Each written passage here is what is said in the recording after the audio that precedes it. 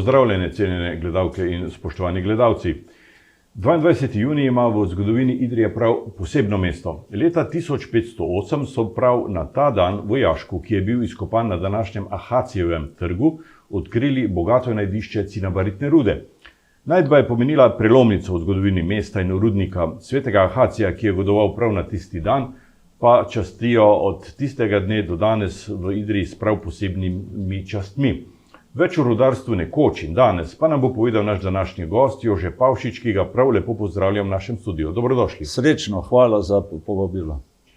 Gospod Jože, rekli ste srečno, je to novoletni pozdrav ali ne. Kako je s tem pozdravom v Idriji? Ni novoletno, voščeva karkoli, ampak to je tipični rudarski pozdrav, ker mislim, da rudar, ki gre na delo pod zemljo, rabi veliko sreče. In to ne samo, da najde, kar išče, ampak tudi za srečno vrnitev. Rudari ste se tako pozdravljali tudi, ko ste se srečevali, ne samo, ko ste se poslavljali? Ja, tudi na poti v jam, po sami jami, ko si šel, ko si srečal sodelavce, kolega, si ponovadi se tako pozdravil. Tudi to je ostala ta tradicija skozi ves čas rudarjenja. In to se ohranja? Ja, to se ohranja. In tudi zdaj, ko vodimo turiste, ko se drugo skupino sreča, je ta običajna vada, da se pozdravimo s tem pozdravom. Ste pa pravzaprav prepoznavni obraz idrijskega turističnega rudnika.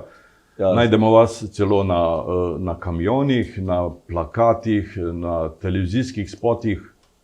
To je zdaj pa marketing. To je zdaj se pravi ta prestop, da naš rudnik, turistični rudnik, čim bolj promoviramo.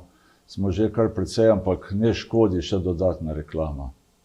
Med danes aktivnimi vodniki v turističnem rudniku ste pravzaprav najstarejši? Ja, jaz sem kmalu, po pari dneh tako, ampak po pari dneh se pravi nekje od julija 1994 začel voditi in vse skozi, ves ta čas sem vodič. To je sedanja zadolžitev, prej ste pa bili pravzaprav rudar? Ja, seveda v Idriji nek posebne nisem imel in potem tam nekje 65, ko končujemo sem letko, so v Idriji odprli rudarsko šolo ponovno in najboljša rešitev se mi je zdela, pojmo med rudarje. V rudarski šoli in na praksi potem v rudniku? Ja, v samem rudniku in potem ta karijera naprej, potem še malo drugega, ampak nekako večino mojega delovnega časa, vsega, moje karijere, če tako rečemo, je bil rudnik, vse, kar je s tem povezano. Pisalo se je leto 1969, čeprav vem, ko ste prvič stopili v službo. Ja, pravi 68, da se prav po končani te šoli in čim prej seveda začeti delati in tako da tiste jamsko, malo je bilo težko v začetku, je le malo drugače kot praksa v šoli, sam človek se hitro utrdi. Kako so na vas gledali knapi? Ta stari, bi rekel. Ja, je bila razlika. Pa si zelen kot Petar, šel so nam včasih rekli, zdaj odvisno na kjeri jami si bil, ali bila kajzerska ali frančiškanja, kot smo jim rekli. Jaz bom rekel, da sem imel posebno srečo, da sem bil kajzerc. Ta jama je bila malo manj živosrebrna, bila je malo hladnejša, pač to je veljalo, in pa hitro se vživiš, nimaš časa razmišljati. Pri Kajzer ste rekli v pogovornem jeziku, sicer je bilo uradno Jašek delo. Ja, takrat so bila drugačna imena, pravica, delo in borba, se pravi po teh glavnih, takrat so uporabljali. In delo je bil kar nekaj časa tudi borba, ampak zdaj smo pa povrnili vsa imena tista, da so spet tista stara prvotna. In tudi simboli na Jaški so zamenjali. Ni več Srb kladiv, ampak sta dva rudarska kladiva, tako kot mora biti. V tistih časih je bil rudnik pravzaprav v dobrem stanju, z velikimi obeti za razvoj. V dobri kondiciji, bom rekel, lahko temu, je bil pač nekako na nekem višku vsega tega modernizacije, vse ne sam jame, tudi topilnica, so se že te peči uveljavile, rotacijske, tudi so bile že 3 takrat laufale. Jama je imela še vedno kapaciteto dobro rude in tudi prodaja bila izvrstna, tako da nekje kriza se začne tam v tistih 70-ih. Pač se je vedelo, da je živo srebro se vedno manj uporabljalo. Vedeli so skozi, da je strupeno, ampak so se začele druge stvari uporabljati bolj. Pa sam živo srebro. Ko ste prišli k rudniku, koliko vas je bilo zaposlenih? Ja, mislim, da preko 1300. Zdaj, večji del tega je seveda jamsko, jamska sama, ker jama je bila razvejena, sicer delali smo v glavnem po dva, ker tudi nikoli velikih rov ni bilo, ne, ampak nekako po dva, 3 zmene, 2 glavni, bom rekel, zelo močne, nočna je bila pa nekoliko manj, ampak kljub temu tudi predvsej bilo tudi po noč ljudi.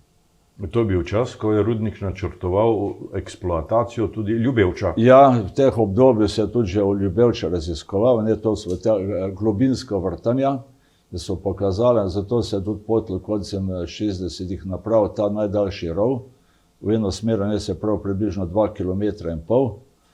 Tam je bilo tudi lahko še to omeniti, to je bil edini del jame, kjer so se rudarji horizontalno vozili, se prav z vlakom. Vse drugo bilo nekako bliže, ne, si peš, si se sam z dvigalom v jamo pripel, to je pa edini del, kjer smo se vozili, pa so se vozili do delovišča. V Ljubevčevu potem ni bilo toliko rude, kot so pričakovali. Ja, pač se zgodi to tole, ampak mislim, da je bilo pa nekaj drugega, to je tudi pomembno, pomirjeni. Veš, ko ti nekje ne veš, kaj je tam, a je, ni, te skozi nekaj glodano, te skozi nekaj, a je, kaj je. Ko pa te enkrat vidiš, pa tudi če ni, aha, v redu je. Smo svoje naredili, smo videli, da to ni to, je res, da istočasno to cena začela padati. In s tem smo videli, da pač vemo, kaj je in smo mirne duše potem tisti del na miru pustili tam. Ta rov pa je bil skopan na katerem obzorju? To je bilo na Fircene oziroma na 14. Ker pač tam dole je bilo najnižje, bi rekel, najnižji del tega rudnega telesa, da bi lahko s to idrijsko odkopno metodo od tam nadaljevali navzgor.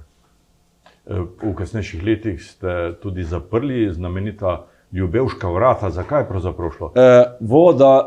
Voda je pač problem rudnikov, ne samo našega, in tam na Ljubevškem delu se je pač pričakovalo, oziroma možen bi bil večji vdor. Vsak rudnik ima nekakšen del oddaljen, mora imeti varnostna vodna vrata. Teda ta pritisk vode, če bi bil iznenaden, ne, ta vrata bi zaprli in voda bi ostala zadaj, bila so pa dovolj utrjena, da bi prinesli ta pritisk. Prišla so 70. leta s prvo krizo, resnejšo krizo. Kakšno je bilo vzdušje med rudarji takrat? Lahko rečem zamorjeno. Nekako prej si se čutil, aha, nam se ne more pa nič zgoditi. Standard je bil dober, ne, se pravi, če gledamo ekonomski vidik, nekako zagotovljene plače, delo in vse ostalo, pa so se pa začeli ti črni oblaki. Se pravi, najprej seveda tisti stalni močni kupci so počasi zmanjševali ta dela, ne, potem je tudi v sami jami se je zgodilo, da je vedno manj dobre rude bilo in s tem se tudi cena spremeni, se pravi, cena je padala, stroški so šli navzgor. Jaz mislim, da smo še največ srečeni z elektriko, ker smo imeli svoje elektrarne, da saj tam ni bilo kakšnega problema. Ampak od lesa naprej do mazuta in kaj s tem še česa, to je pa potem tisto, kar je bremenilo to. Se pravi, ni bilo več tiste plus razlike, ne, med proizvodno in prodajno ceno. Takrat ste začeli že razmišljati tudi o tem, kaj bo, ko rudnika več ne bo? Ja, sicer rudnik kot tak je imel veliko potencijala, smo tudi potem, hvala vsem podjetjem, ne po Sloveniji, ki so nam ponudili pomoč, smo potem tudi dobili dodatno delo. Veliko starejših rudarjev se je upokojilo, se pravi, tisti, ki so imeli manj leta, ne, se je dokupovalo leta, tada nekega prav močnega socialnega udarca ni bilo. Ne. In tudi ta okoliški kraj, rečemo Cerkno in pa druge, ne, so se začeli odpirati, druge tovarne, druge možnosti, ne, drugi so pobrali, bi vam rekel, svoje proti Logatcu, proti Ajdovščini, da so te rudarji dobili delo drugotanje, so se prekvalificirali. In takrat je začela zoreti ideja, da bi naredili turistični rudnik. Ja, najprej, to je bilo že zdavno nazaj, ne v tem smislu, kot je zdaj, ne, smo tudi imeli tako imenovane odprte dneve. To je bilo popoldansko, ne, smo šli pri Kajzer noter, sicer to je bilo zdaj odvisno, ne, smo po firmah malo poklicali, da so se prijavili. Interes je bil. In mislim, da to je bil pravilen začetek, ne, da smo ljudi videli, da je.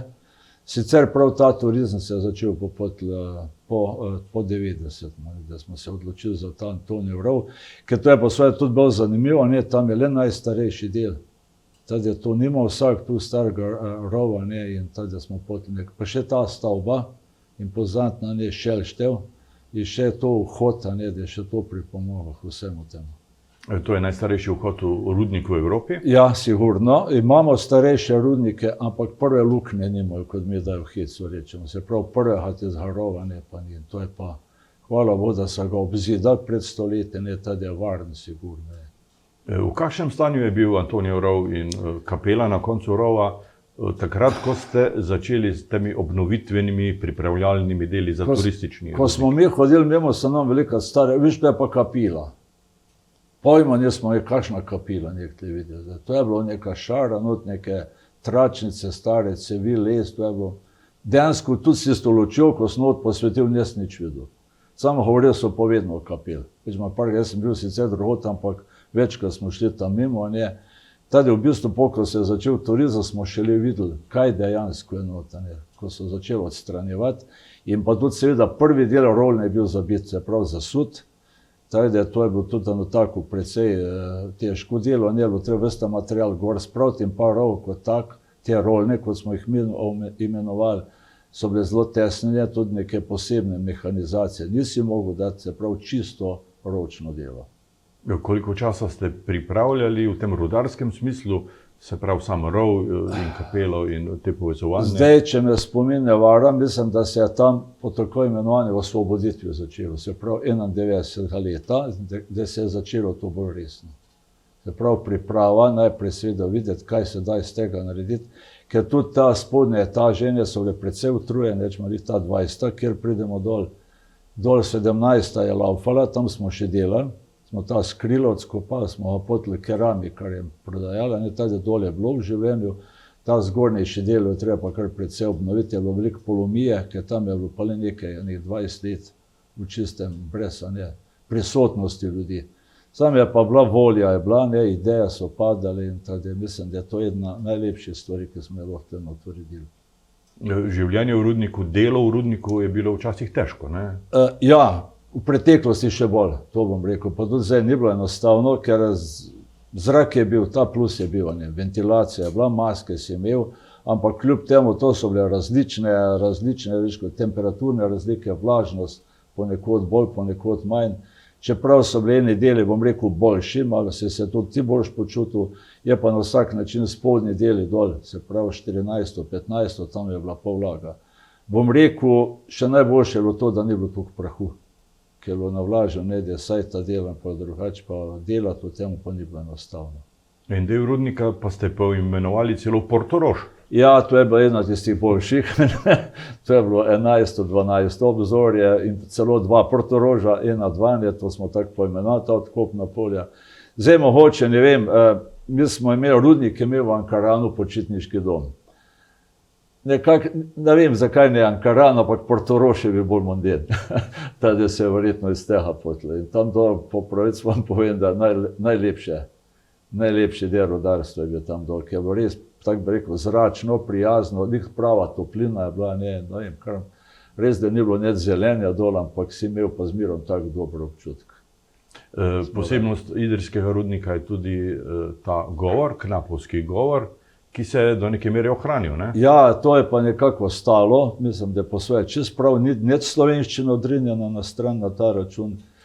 Tudi rudarski šol, hvala profesorjem slovenščini, ki so nas učili, kako in kaj, ampak ko si prišel na delovno mesto v rudnik, si mogel nekako odriniti. To je bilo izrazoslavje, pač nemščina je bila tista jezika, ki se je videli, ampak ne uradno, ampak tak napovski, uporabljal in če si hotel vse to nekako prebroditi, mimo si mogel uporabljati te izraze. Se še danes pogovarjate o obzorjih v nemščini? Ja, velike teh stvari, tudi samo tam včasih, zdaj, ko so skupine, malo pozabiš, da moramo pol prevajati, pa ne glede, so odrasli, so otroci, tudi zanimivo jim je, tisti, ko še malo poznajo to naše narečje, da malo po svoje, pa si pozameš še nekaj trenutkov, da prevedeš v pravo slovenščino. Če bi rekla, da greva na Draj, to pomeni? Da gremo na 3. obzorje, ali pa na Drajce, ne pa 13. In tudi tam, ko si klical dvigalo, ali pa ko si kam griš, si zmerom pojel na Firce, ne na Fimce, ne pa karkoli že. In ni bilo nesporazumov? Neč, on je vedel, ti si vedel. In tudi, ko si neki material rabil, kakšen les za kiru, a za špiravce, a za rihlne, a za štempljne, je on točno vedel, kaj ti mora dati. Tukaj imam izpisanih nekaj teh strokovnih izrazov, knapovskih. Stojko bi vi poimenovali? Štempelj. Stropnik? Rihl. Tesarbo? Cimpar. Progo? Lauf.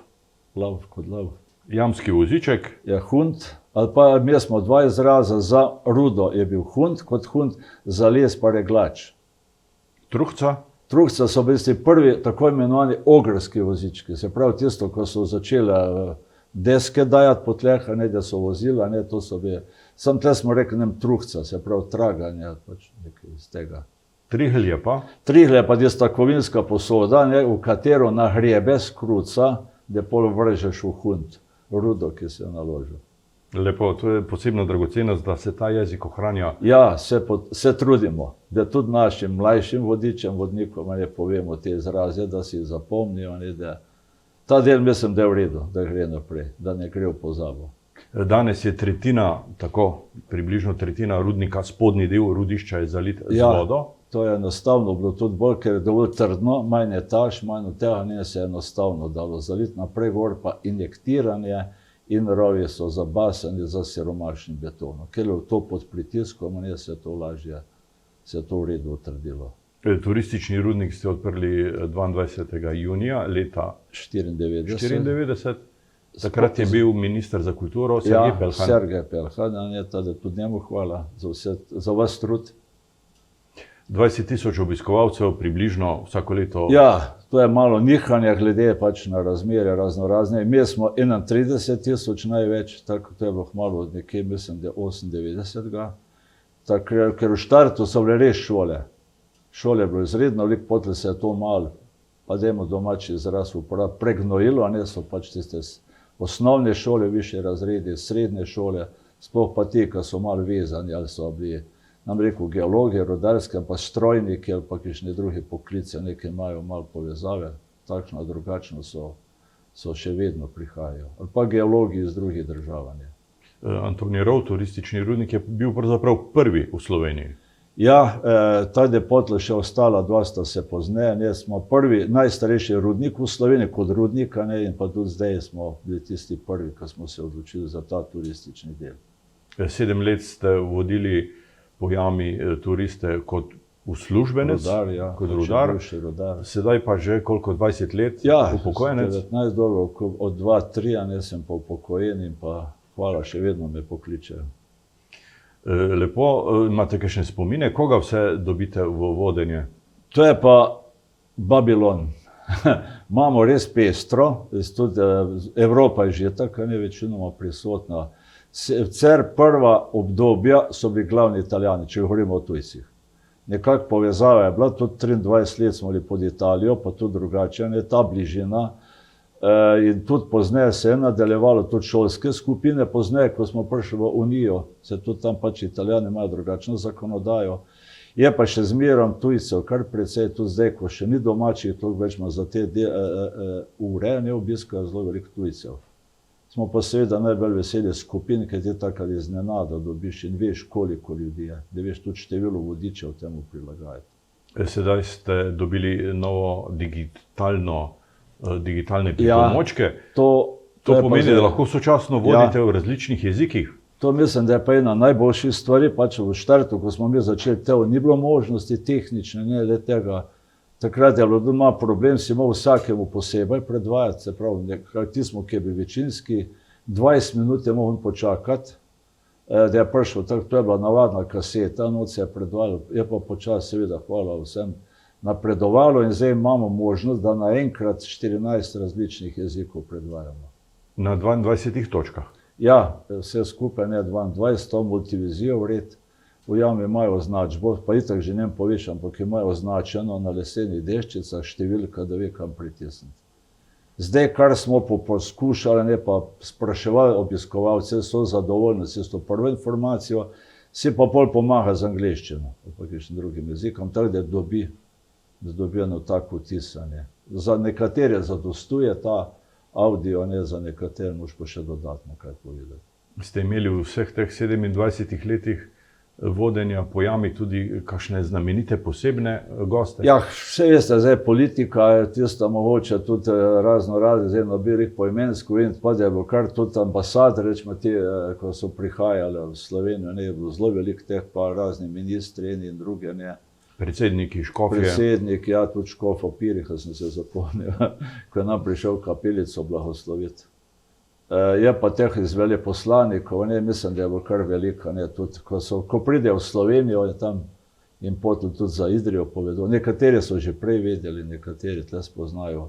Ne samo tiste velika turistična središča, ampak tudi te manjše kraje. Tle pridemo po mino vrsto, da nas obiščejo. V jami občasno organizirate tudi kulturne dogodke. Nimate večjega prostora? Ja, pač tak je prostor, rekel je, to je do spodaj, na 17. etaži. Mislim, da prostor je, se kar da, predvsej ljudi se strniti nota, tad je zdaj kar nekaj teh, rečemo temu, glasbenih dogodkov se je zgodilo tudi pod zemljo.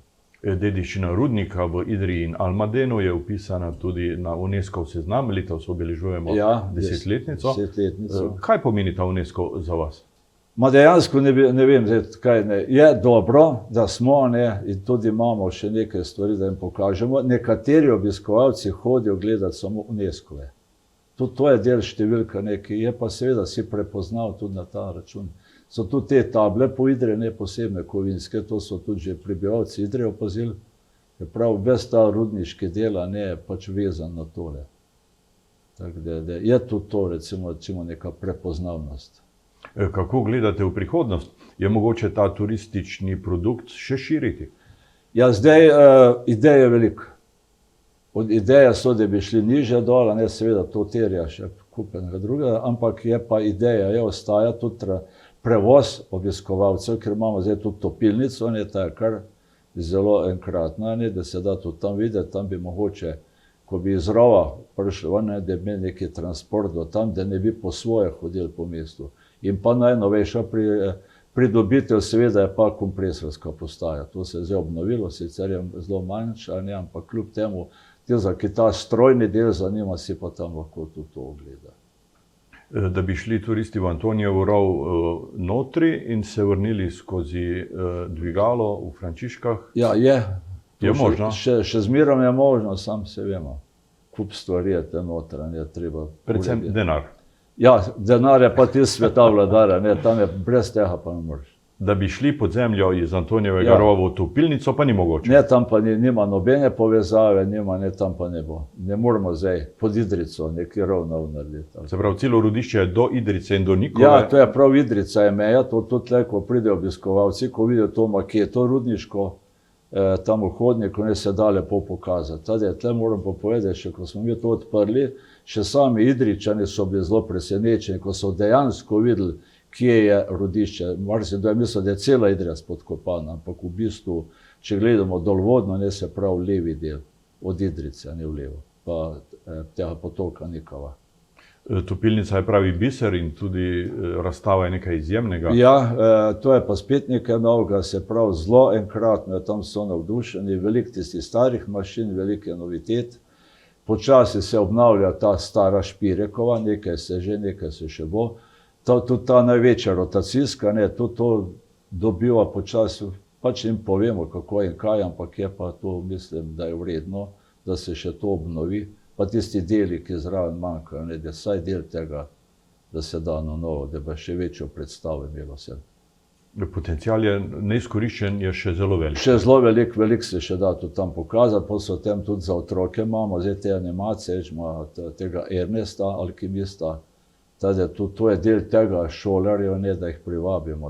V jami imamo škratove ture, v topilnici imamo pa te alkimistične, od alkimista Ernesta. Se pravi, tudi najmlajši obiskovalci so vpeti v ta naš ogled podzemlja. Perkmandl še kdaj? Ja, Perkmandl še zmerom luč ugasne, kakšno drugo traparijo naredi. Malo težje, ampak so pa druge vragolije. Tudi digitalne? Ja, takšne, drugačne.